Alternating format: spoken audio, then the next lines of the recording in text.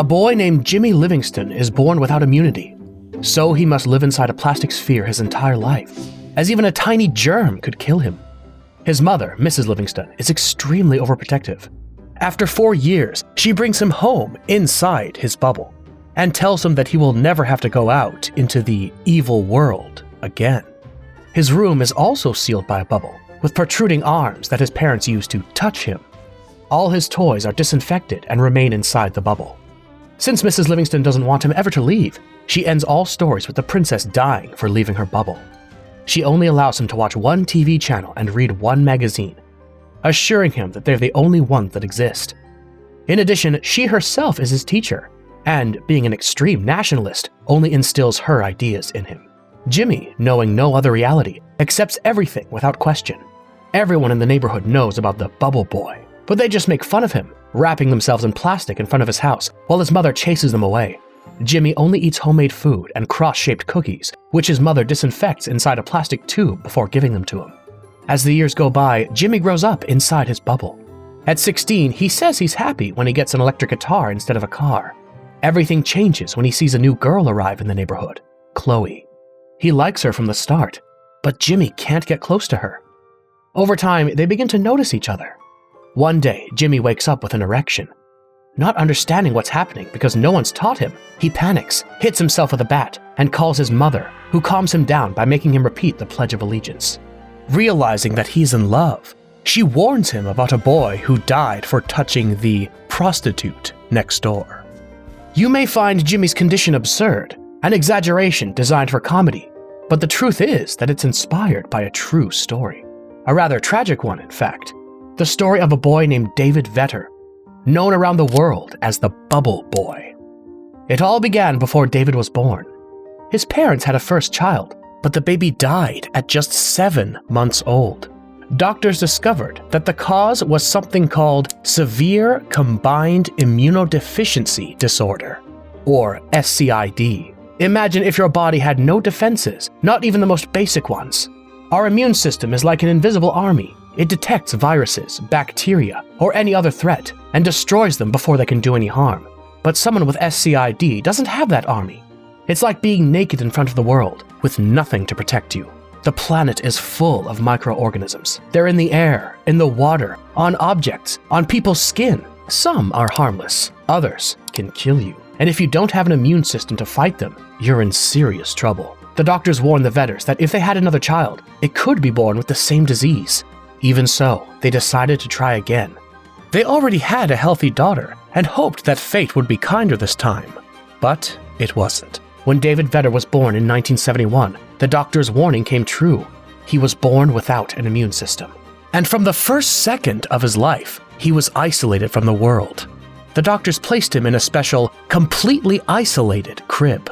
That crib, that bubble, would become his entire universe. Without that protection, his body could not survive even a few hours. He was never hugged by his mother. He could never touch his father's hand.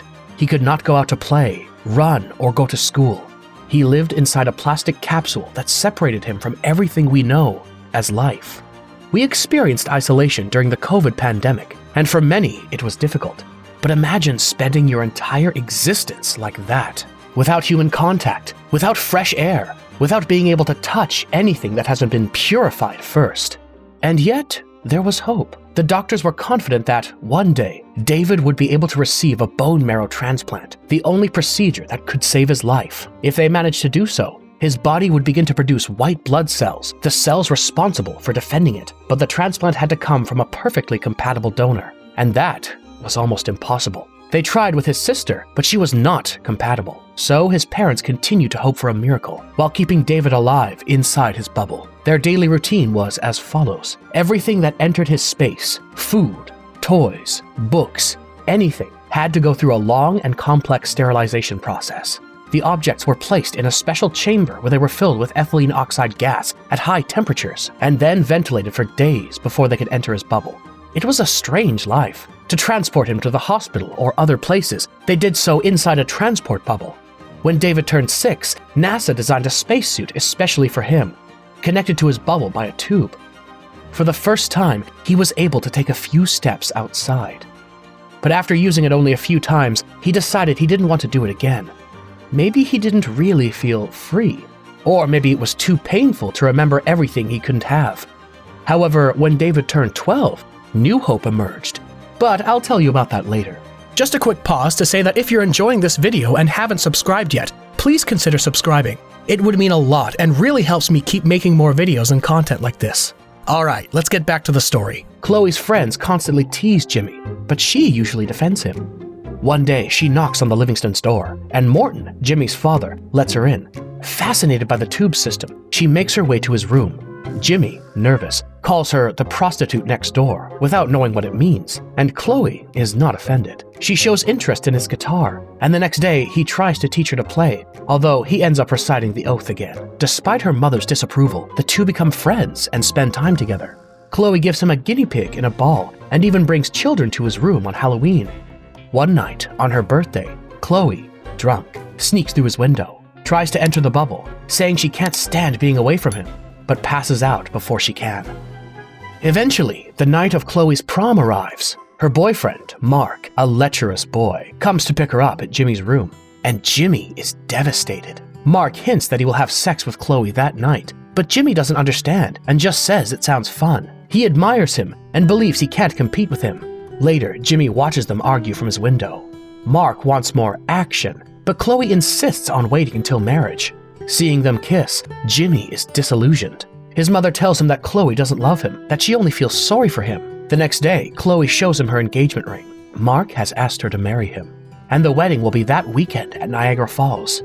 Jimmy hides his sadness, and she leaves him a gift in the decontamination tube, but he ignores her and returns to the guinea pig. Chloe leaves in tears. Then, Jimmy opens the gift. It's a snow globe with the phrase, "I love you." Moved, he decides to stop the wedding. He builds a portable bubble and escapes from home. Now I'll finish telling you the tragic story of David. When he turned 12, the doctors saw a new opportunity. His sister would once again be the donor. This time, they would use a new technique that, although risky, could work. In October 1983, they performed the procedure. For 4 months, everything seemed to be going well.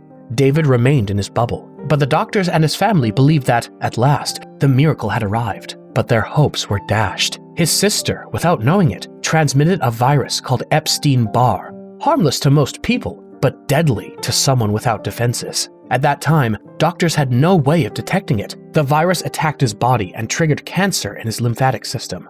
David was taken to the hospital, where he spent the last 2 weeks of his life. But for the first time, he was no longer inside a bubble. He was finally able to feel the touch of his mother and the world without the plastic barrier. Until, on February 22nd, 1984, fate, cruel as ever, finally got the better of him.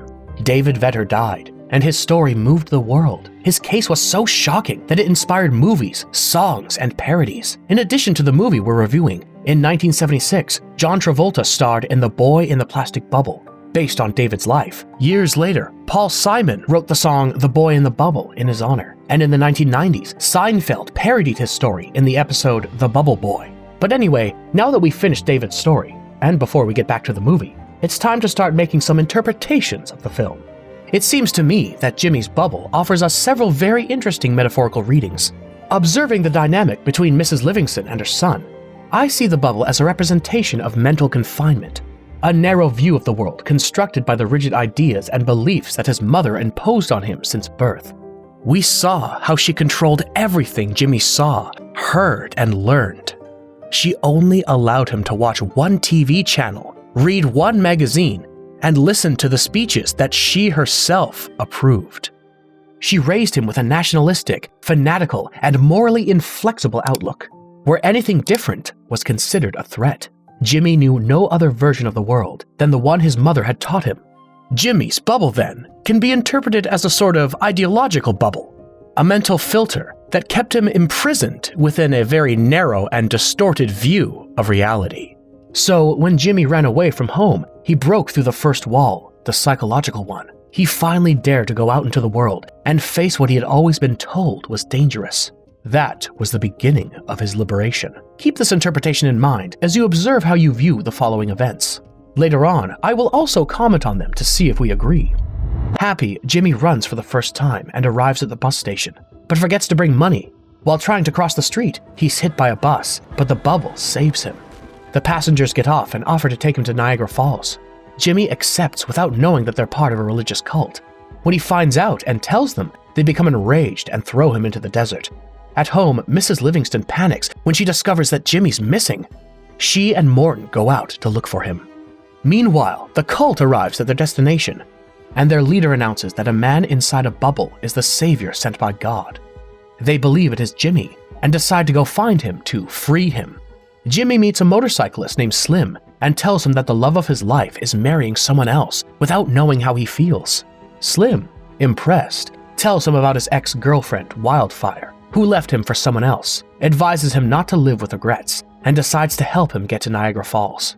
In Las Vegas, they have fun at a casino. With little time left before the wedding, Jimmy steals a scooter and continues alone. His parents see him on the road and accidentally run him over, but his bubble protects him, and he lands on a train full of performers from a circus of freaks.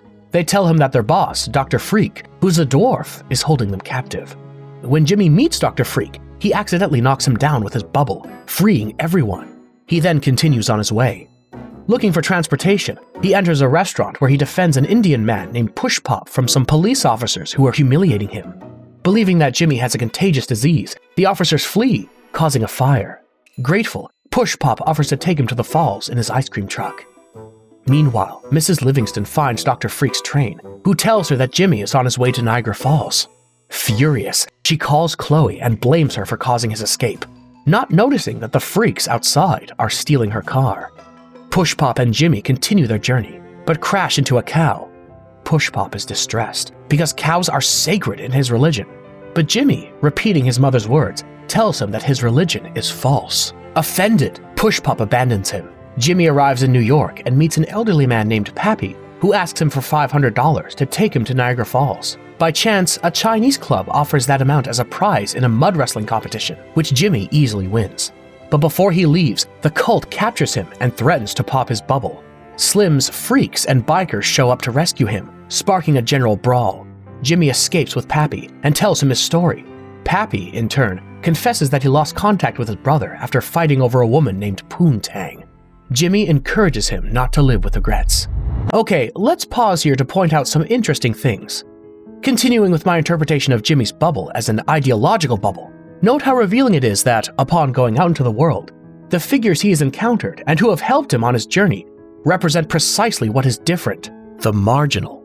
What his mother, what with her nationalistic and religious fanaticism, would consider threatening. A Latino man, a Hindu, a group of circus freaks, a Chinese man, all of them are the others.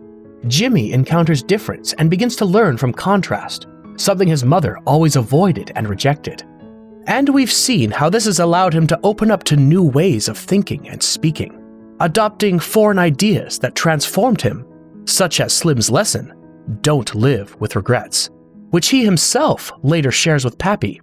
In this way, we can see how Jimmy's been metaphorically slipping out of his metaphorical bubble during his journey. And it is this process that will ultimately lead to his liberation. During the trip, Pappy apparently dies at the wheel and the car crashes. Jimmy is thrown from the car and lands near a store from where he calls Chloe. Mark answers and tells him to give up, as the wedding will be in an hour and Chloe only felt sorry for him. Saddened, Jimmy calls Dr. Freak, who is with his parents. Upon hearing his voice, his mother takes the phone and discovers where he is, kicking Freak out of the car. When they arrive for Jimmy, Mrs. Livingston goes to the bathroom, and Morton encourages Jimmy to move forward, reminding him how far he has come. Jimmy runs away, and his mother chases him in the car. At the same time, the cult is also following him, and Slim and his bikers show up to help out. Slim locks eyes with Mrs. Livingston, who turns out to be his old flame, Wildfire. They end up driving onto a runway, where a plane takes off, and Jimmy manages to get on with an old pilot named Pippi, Pappy's brother, who was in love with Punani, Poontang's sister.